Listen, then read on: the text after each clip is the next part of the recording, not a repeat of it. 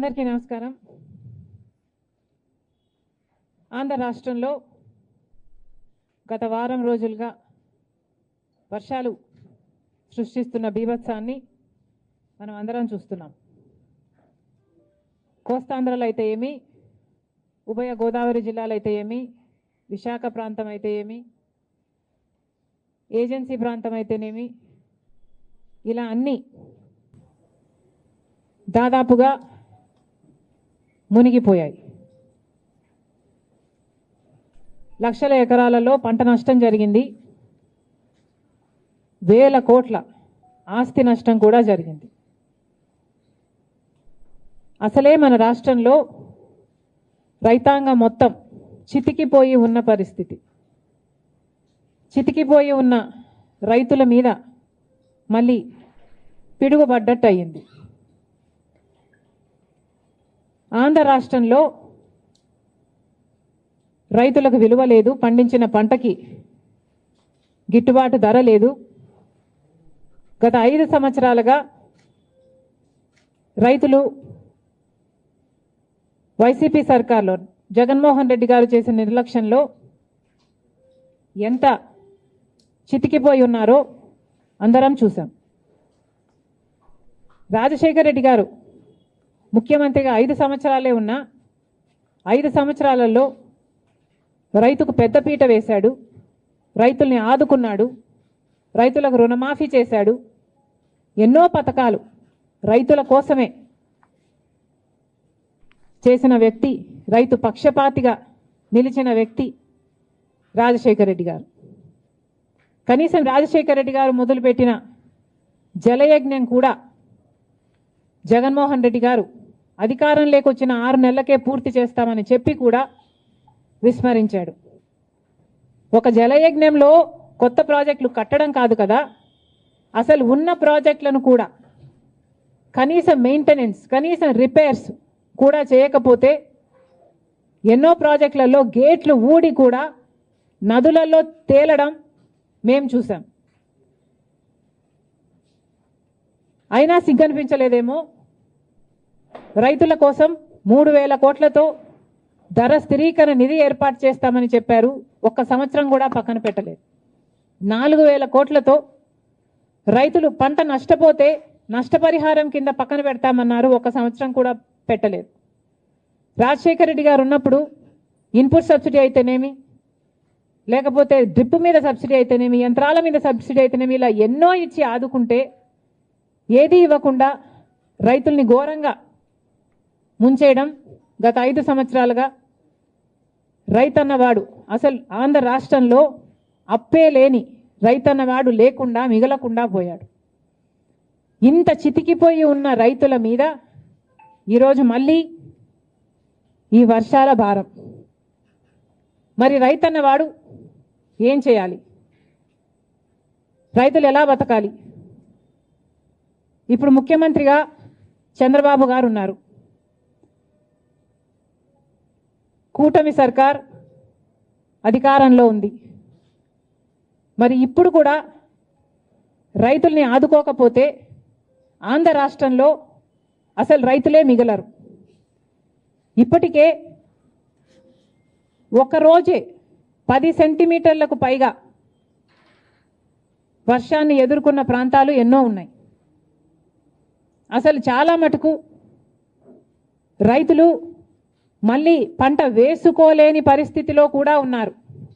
అంటే మట్టి పుడుకుపోయి, అంటే వేసిన పంట నష్టపోవడం ఒక ఎత్తు అయితే, మళ్ళీ ఈ వర్షాలు అయిపోయిన తర్వాత పంట వేసుకోలేని పరిస్థితులు కూడా ఎంతోమంది రైతులు ఎదుర్కొంటున్నారు. మరి ఇలాంటి వాళ్ళ పరిస్థితి ఏమిటి? మళ్ళీ చెప్తున్నాం, కూటమి సర్కార్ అధికారంలో ఉంది. చంద్రబాబు గారు ముఖ్యమంత్రిగా ఉన్నారు. ముఖ్యమంత్రిగా ఉన్న చంద్రబాబు గారు మన రైతుల గురించి, వాళ్ళ పరిస్థితిని గురించి ఆలోచించాల్సిన అవసరం ఉంది. రైతులను ఆదుకోవాల్సిన అవసరం ఉంది. కూటమి సర్కారు అధికారంలో ఉంది. అయినా కూడా బీజేపీ వైఖరి మన పట్ల ఎలా ఉందో ఒకసారి ఆలోచన చేయండి. నేషనల్ డిజాస్టర్ ఎన్డీఆర్ఎఫ్ బలగాలు మన రాష్ట్రాలకి ఎంతమంది వచ్చారు, ఎంతమందిని ఆదుకున్నారు? ఇదే వర్షాలు ఒకవేళ యూపీలోనో గుజరాత్లోనో పడితే అక్కడ ఎంతమంది బలగాలు ఉన్నారు? మన రాష్ట్రం అయితే ఎందుకు ఈ సవతి తల్లి ప్రేమ? ఇంకెన్నాళ్ళు? గత 10 సంవత్సరాలుగా బీజేపీ ప్రభుత్వం కేంద్రంలో అధికారంలో ఉండి కూడా మనకు ఒక్క మేలు కూడా చేయకపోగా ప్రతి విషయంలోనూ మోసం చేసుకుంటూనే వచ్చింది. మరి అలాంటి బీజేపీతో చంద్రబాబు గారు కూటమి కట్టారు. ఆ కూటమి ఇప్పుడు అధికారంలో ఉంది. మరి ఇప్పుడైనా మన రైతుల్ని ఆదుకోకపోతే మన రైతులు నిజంగానే చితికిపోతారు. దయచేసి చంద్రబాబు గారు దీన్ని ఒక మామూలు వర్షంగానో వర్షాకాలం వర్షంగానో చూడకుండా రాష్ట్ర విపత్తుగా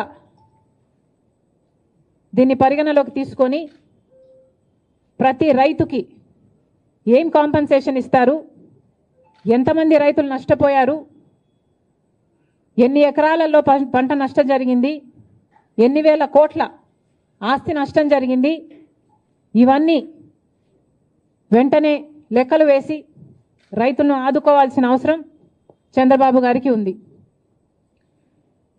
చంద్రబాబు గారు పక్క రాష్ట్రంలో తెలంగాణ రాష్ట్రంలో రైతుల కోసం ఆ ప్రభుత్వం రుణమాఫీ కూడా చేయడానికి సిద్ధపడింది. మాకు చెప్పుకోవడానికి గర్వంగా ఉంది. అవతల తెలంగాణలో రేవంత్ రెడ్డి గారు ముఖ్యమంత్రిగా ఉన్నారు. కాంగ్రెస్ పార్టీ అధికారంలోకి వస్తే కాంగ్రెస్ పార్టీ రైతులకి రుణమాఫీ చేస్తుంది అని రాహుల్ గాంధీ గారు మీటింగ్ పెట్టి మరి ఎన్నికల ముందు చెప్పడం జరిగింది. ఆ వాగ్దానాన్ని ఈరోజు రేవంత్ రెడ్డి గారు నిలబెట్టుకోవడం జరిగింది. దాదాపు 40,000 రైతు కుటుంబాలను రుణ విముక్తుల్ని చేయడానికి సాహసం చేసింది రేవంత్ రెడ్డి గారి ప్రభుత్వం. ఒకప్పుడు రాజశేఖర్ రెడ్డి గారు ముఖ్యమంత్రిగా ఉండగా సోనియా గాంధీ గారి నాయకత్వంలో, మన్మోహన్ సింగ్ గారి నాయకత్వంలో దేశం మొత్తం మీద రుణమాఫీ చేసిన ఘనత ఒక్క కాంగ్రెస్ పార్టీది మాత్రమే. మళ్ళీ ఈరోజు రాజశేఖర్ రెడ్డి గారు రుణమాఫీ చేసినట్టుగానే అవతల తెలుగు ప్రజలకు రేవంత్ రెడ్డి గారు మళ్ళీ రుణమాఫీ చేయ తలపెట్టారు. అందుకు మనస్ఫూర్తిగా అభినందిస్తూ ఇక్కడ కూడా ఎందుకు చేయకూడదు అని చంద్రబాబు గారిని ప్రశ్నిస్తున్నాం. డబుల్ ఇంజన్ సర్కార్ అని మీరు అంటున్నారు. మరి కూటమి సర్కారు డబుల్ ఇంజన్ సర్కార్ అయినప్పుడు మన రైతుల్ని మీరు ఆదుకోవడంలో తప్పేముంది? మీ మేనిఫెస్టోలో లేకపోయి ఉండొచ్చు రుణమాఫీ, కానీ మన రైతుల పరిస్థితి ఏమిటో ఒకసారి కళ్ళు తెరిచి చూడాల్సిన అవసరం ఉంది. నిజంగానే మన రైతులు చితికిపోయి ఉన్నారు. అప్పులేని వాడు లప్పులేని రైతు లేనేలేడు ఈరోజు ఆంధ్ర రాష్ట్రంలో. ఏ రైతును అడిగినా లక్షలలో అప్పుంది. రైతు పర్ క్యాపిటా డెట్ ఆంధ్ర రాష్ట్రంలో దేశం అన్నిట్లో అందరికంటే ఎక్కువ ఉంది. దాదాపు ప్రతి రైతుకి 2,50,000 రూపాయలు అప్పుంది. మరి ప్రభుత్వం ఆదుకోవాల్సిన అవసరం లేదా? ఏ ప్రభుత్వం అయితే ఈరోజు కేంద్రంలో అధికారంలో ఉందో ఆ ప్రభుత్వానికి ఆంధ్ర రాష్ట్రం నుంచి 25 ఎంపీలను, కూటమి ఎంపీలు 21 అయితే వైసీపీ ఎంపీలు 4, మొత్తం 25 మంది బీజేపీకే మద్దతు. అంటే 25 ఎంపీలను బీజేపీ ప్రభుత్వం వాడుకుంటుంది అధికారంలో ఉండడానికి. కానీ ఒక్కసారి కూడా ఒక్క మేలు కూడా గత 10 సంవత్సరాలలో చేసింది లేదు. ఇదే పరిస్థితే కేంద్రంలో ప్రభుత్వంలో ఉండడానికి మన ఎంపీలను వాడుకోవడం తప్ప మనకు ఒక్క మేలు కూడా చేసింది లేదు బీజేపీ. మరి అలాంటి వాళ్ళతో కూటమి కట్టారు చంద్రబాబు గారు. సరే, కడితే కట్టారు, అది మీ ఇష్టం. కానీ మన రైతులకు కూడా రుణమాఫీ చేయాల్సిన అవసరం ఉంది. మీరు వాళ్ళతో మాట్లాడతారో, బుజ్జకిస్తారో, ఒప్పిస్తారో, కొట్లాడతారో, ఏది చేసైనా సరే మన రైతులకు కూడా రుణమాఫీ చేసేటట్టు చంద్రబాబు గారు ప్రయత్నించాలని కాంగ్రెస్ పార్టీ డిమాండ్ చేస్తుంది.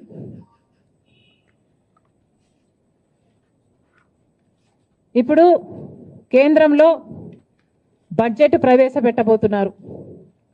బీజేపీ పార్టీ బడ్జెట్ ప్రవేశపెట్టబోతుంది. మరి కేంద్రంలో గత 10 సంవత్సరాలుగా బీజేపీ పార్టీ అధికారంలోనే ఉంది. షరా మామూలు అన్నట్టుగా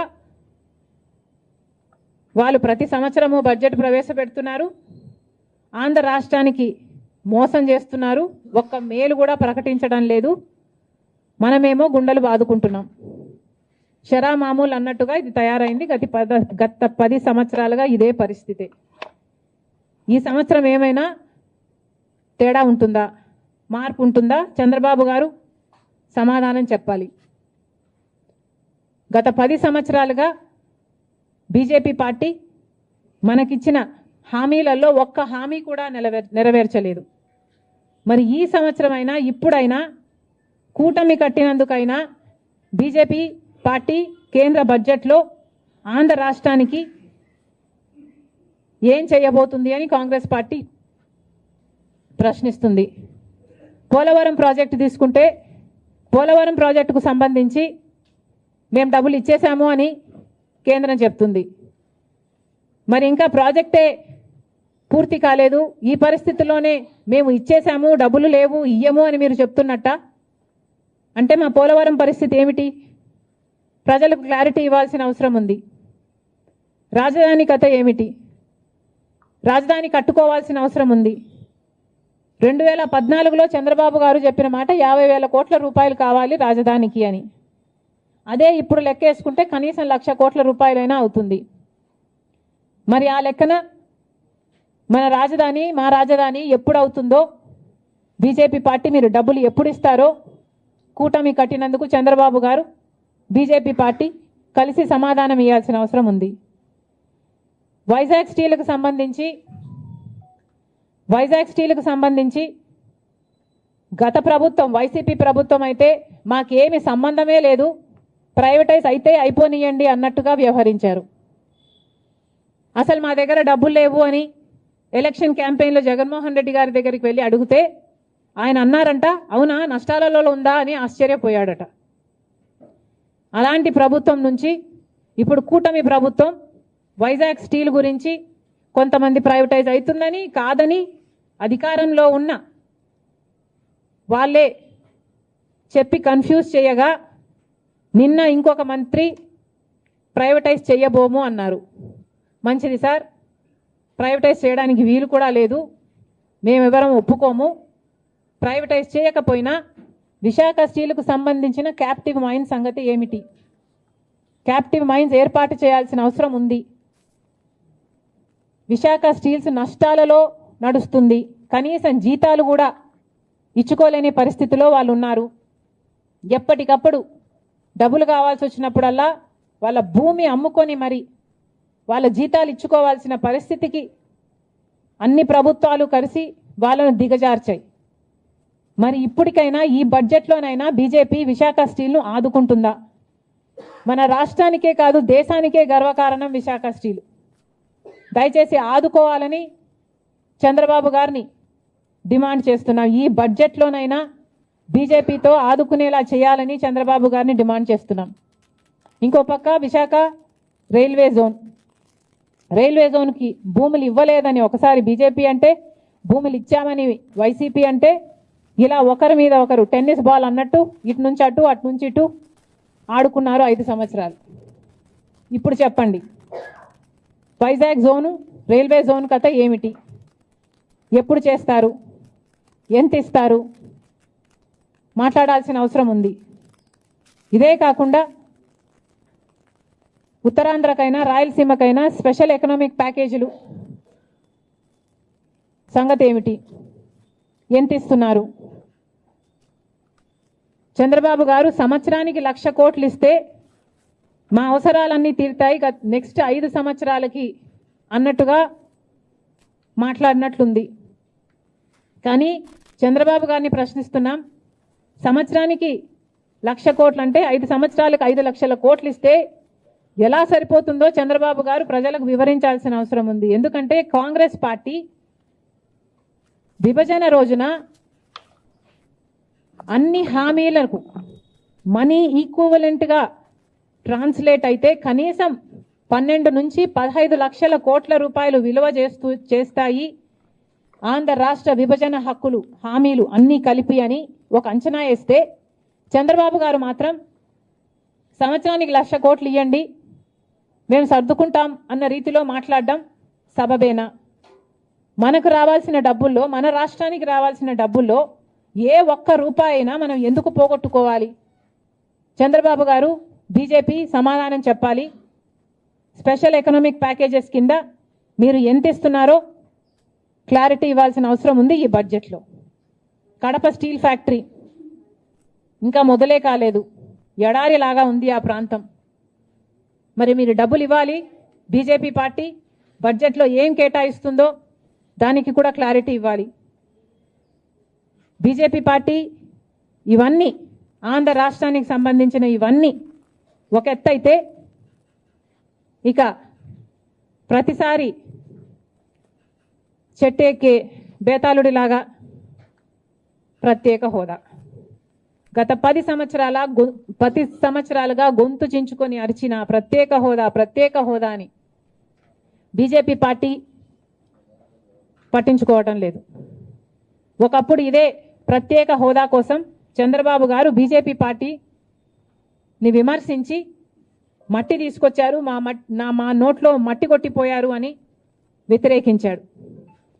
మరి అదే ప్రత్యేక హోదా గురించి మాట్లాడుతున్నాం. చంద్రబాబు గారు ప్రత్యేక హోదా గురించి ఏం చేయబోతున్నారో క్లారిటీ ఇవ్వండి.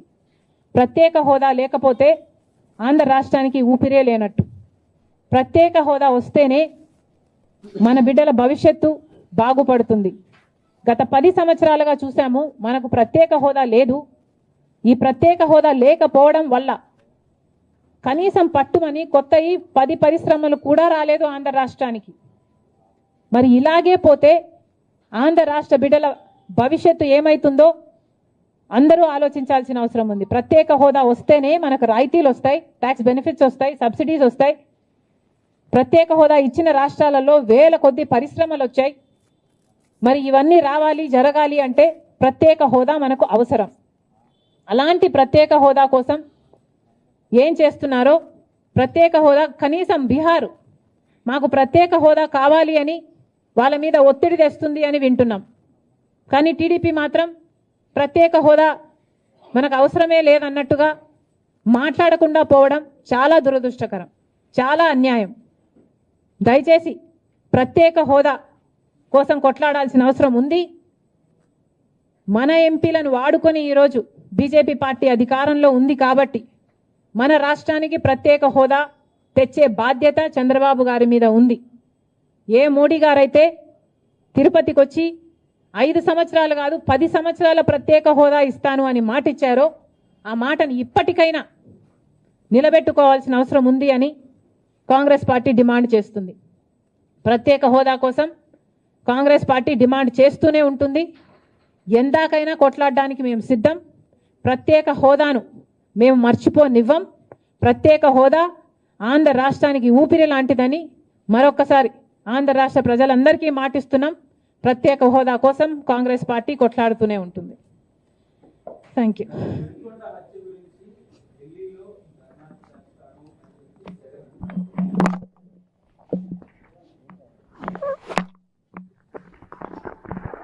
ఏది విత్తుతారో అదే కోస్తారు అని అంటారు. మరి జగన్మోహన్ రెడ్డి గారు హత్య రాజకీయాలు చేశారు, గొడ్డలి రాజకీయాలు చేశారు. హత్య చేయించిన వాళ్ళతో భుజాలు రాసుకొని తిరిగారు. సొంత చెల్లెళ్ళకే వెన్నుపోటు పొడిచారు. 5 కోట్ల మంది ఆంధ్ర రాష్ట్ర ప్రజలకు బీజేపీ పార్టీకి ప్రత్యేక హోదాను తాకట్టు పెట్టారు. ఈరోజు జగన్మోహన్ రెడ్డి గారు ఢిల్లీలో ధర్నా చేస్తారా? ప్రత్యేక హోదా కోసం ఎందుకు చేయలేదండి ధర్నాలు? 5 సంవత్సరాల మీద అధికారంలో ఉన్నారు కదా, మరి ఢిల్లీలో మీరు ప్రత్యేక హోదా కోసం ఎన్నిసార్లు ధర్నాలు చేశారు? ప్రత్యేక హోదా అసలు ఊసే లేకుండా చేశారు కదా. ప్రత్యేక హోదా గురించి మీరు ఏ రోజు పట్టించుకోలేదు, పోలవరం గురించి మీరు ఏ రోజు పట్టించుకోలేదు, రాజధాని గురించి అని చెప్పి 3 రాజధానులను కన్ఫ్యూజ్ చేశారు. ఆఖరికి కడప స్టీల్ ఫ్యాక్టరీని కూడా మీరు పట్టించుకోలేదు. విశాఖ స్టీలు మన రాష్ట్రానికే తలమానికం అయినా అమ్మేస్తామన్నా కూడా పట్టించుకోలేదు. ఈరోజు మాత్రం ఢిల్లీకి వెళ్ళి ధర్నా చేస్తారట. మీ కార్యకర్తను చంపేస్తే ఢిల్లీకి వెళ్ళి మీరు ధర్నా చేస్తున్నారే, మరి మీ సొంత చిన్నాన్నను చంపేసినప్పుడు మీరు ఢిల్లీలో ఎందుకు ధర్నా చేయలేదు న్యాయం కోసం? జగన్మోహన్ రెడ్డి గారు సమాధానం చెప్పాలి. ఒకవైపు ఇక్కడ అసెంబ్లీ జరుగుతుంది. అసెంబ్లీ జరుగుతున్న సమయంలో మీరు అసెంబ్లీలో ఉండకుండా ఉండే ధైర్యం మీకు లేక ఇలా సాకులు వెతుక్కొని మీరు ఢిల్లీ వెళ్తామంటున్నారే, అంటే అసెంబ్లీలో ఏ బిల్లు ప్రవేశపెట్టినా అది ప్రజలకు వ్యతిరేకమైన అది పాస్ అయిపోవాలనా? మీరున్నదే 11 మంది, కనీసం ఆ బిల్స్ మీద డిస్కషన్ మీకు అవసరం లేదా? మీరు కొట్లాడాల్సిన అవసరం లేదా? ఏం ఆలోచన చేస్తున్నారు జగన్మోహన్ రెడ్డి గారు? అసలు ఈ వెనుకొండలో జరిగిన హత్య కూడా పొలిటికల్ మర్డర్ ఇది కానే కాదు, ఇది వ్యక్తిగత మర్డర్ అని కూడా అంటున్నారు కదా. మేము ఏదో సాక్షి మీడియానో లేకపోతే టీడీపీ మీడియానో పట్టుకొని మాట్లాడడం లేదు. మా ఎంక్వైరీలు మేము చేసుకొని న్యూట్రల్ మీడియాతో లోకల్గా మేము మాట్లాడిన తర్వాత మేము వచ్చిన కన్క్లూషన్ ఏమిటి అంటే ఇది వ్యక్తిగత మర్డర్. మొన్నటి వరకు కూడా హత్య చేసిన వాళ్ళు, హత్య గురైన వాళ్ళు ఇద్దరూ వైసీపీతోనే ఉన్నారు. మరి అలాంటప్పుడు ఇది పొలిటికల్ మర్డర్ ఎలా అవుతుంది? ఈ పొలిటికల్ మర్డర్ అని మీరు చెప్పి మీరు ఢిల్లీకి వెళ్ళి ధర్నా చేస్తున్నారా? దేనికి? మీ ఉనికి కాపాడుకోవడం కోసం, మీ పార్టీ కోసం అని చెప్తున్నారు. ప్రజలు ఏం ఆలోచిస్తారు? ఈరోజు వరదలు వస్తున్నాయి మన రాష్ట్రంలో, వారిని వెళ్ళి పరామర్శించాలని మీకు అనిపించలేదు. కానీ వ్యక్తిగత మర్డర్లో మీ పార్టీకి సంబంధించిన ఇద్దరు కొట్టుకొని చచ్చిపోతే ఈరోజు మీరు ఢిల్లీకి వెళ్ళి ధర్నా చేస్తారా? ప్రజల కోసం మీరు ఎందుకు నిలబడలేదు? మీ పార్టీ వాళ్ళు ఓటేస్తే మీరు గెలిచారా? మీ పార్టీ వాళ్ళ కోసమే మీరు ముఖ్యమంత్రి అయ్యారా? 5 సంవత్సరాలుగా మీరు ప్రజల కోసం పనిచేయలేదు, కానీ ఈరోజు ఢిల్లీకి వెళ్ళి ధర్నా చేస్తారట. సిగ్గుండాలి కదా. కానీ ఈ విషయంలో పోలీసులను కూడా అడుగుతున్నాం. నడి రోడ్డు మీద ఇలా హత్యలు చేసుకుంటుంటే పోలీసులు ఏం చేస్తున్నారు? ఆంధ్ర రాష్ట్ర పోలీసులుగా మీ బాధ్యత కాదా లా అండ్ ఆర్డర్ మెయింటైన్ చేయడం? ముఖ్యమంత్రి గారు, డిప్యూటీ ముఖ్యమంత్రి గారు చంద్రబాబు గారు, పవన్ కళ్యాణ్ గారిని కూడా ప్రశ్నిస్తున్నాం. మీ హయాంలో నడి రోడ్డు మీద ఇలా మర్డర్లు జరిగితే మీరు బాధ్యులు కారా? మీకు ఆపాల్సిన బాధ్యత లేదా? లా అండ్ ఆర్డర్ ఉన్నట్ట చచ్చిపోయినట్ట మన రాష్ట్రంలో? మళ్ళీ చెప్తున్నాం, మీరు జోక్యం చేసుకోండి, ఇలాంటివి కాకుండా చూసుకోండి. పోలీసులు కూడా అప్రమత్తంగా ఉండాలి. ఈ లా అండ్ ఆర్డర్ సిచ్యువేషన్ని కంట్రోల్ చేయాల్సిన బాధ్యత పోలీసులకు ఉంది, ముఖ్యమంత్రికి ఉంది, డిప్యూటీ చీఫ్ మినిస్టర్కి ఉంది. దయచేసి మళ్ళీ ఇలాంటివి జరగకుండా చూడండి.